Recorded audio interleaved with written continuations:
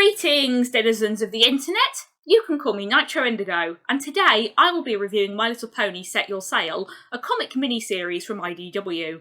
Back when it was announced, I thought it would have something to do with the Telltale Sea Pony special that got cancelled.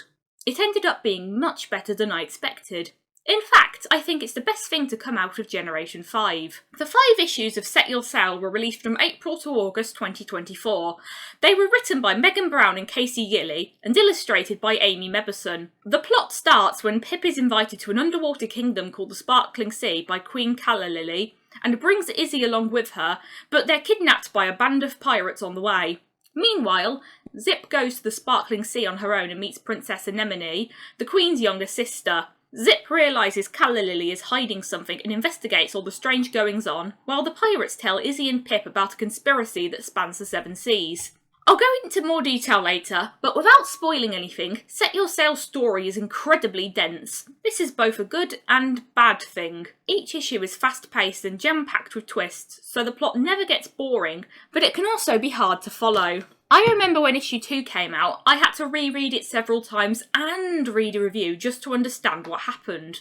Now, let's talk about the visuals. I'm not familiar with Amy Mebison's work. A quick Google search tells me she mainly illustrates Disney comics, but her art style suits Set Your Sail really well. The characters are all expressive, but they don't go too over the top, which suits the more serious story. Her thin, curvy outlines, combined with the pastel colours by Reggie Graham, make the comic look like a series of watercolour paintings. Fitting. Unlike previous iterations, Set Your Sail's sea ponies come in a wide variety of shapes and sizes. Sunny's sea pony form looks like a seahorse, while Misty's has jellyfish tentacles, and there are background characters based on sharks and octopuses. Green and pink is the worst colour combination, so why does it look so good on Anemone? Now it's time for the spoiler section. If you don't want to be spoiled, skip to the timestamp on screen in 3, 2, 1...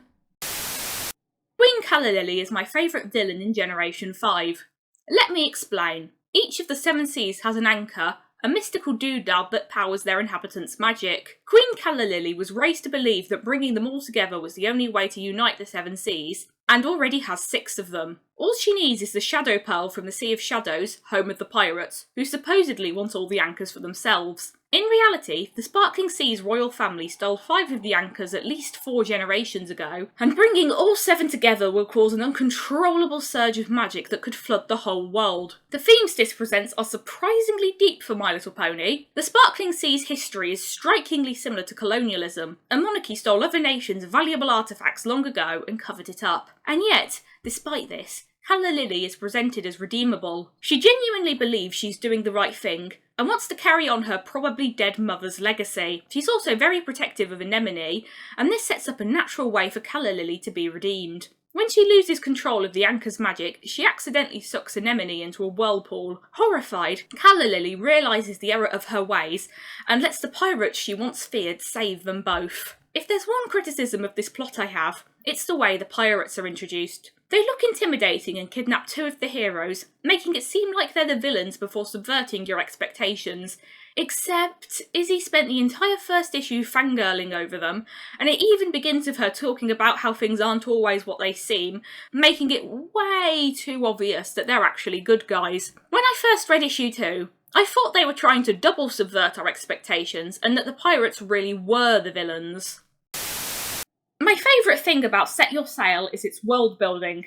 As many people agree, the Equestria of Generation 5 feels empty. It consists of 3 towns surrounded by fields, as if they forgot to world build after the movie, especially compared to the variety of locations it had in Generation 4. I understand that they wanted to convey that the 3 pony tribes were isolated, but they could have pulled it off better. Even Tales, which mostly took place in one town, has a couple of episodes set in different locations, and characters who came from elsewhere. There's a reason I thought Make Your Mark got good when they introduced the Isle of Scaly. Set Your Sail, however, doesn't feel small. We learn there are 7 undersea kingdoms, each with their own mystical doodads, but only 2 of them are relevant to the story. This is the kind of world building that makes you wonder about the wider world out there, letting fanfic writers fill in the blanks before canon does. It's a shame that nobody reads the comics.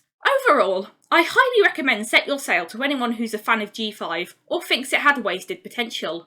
Until next time, stay interesting!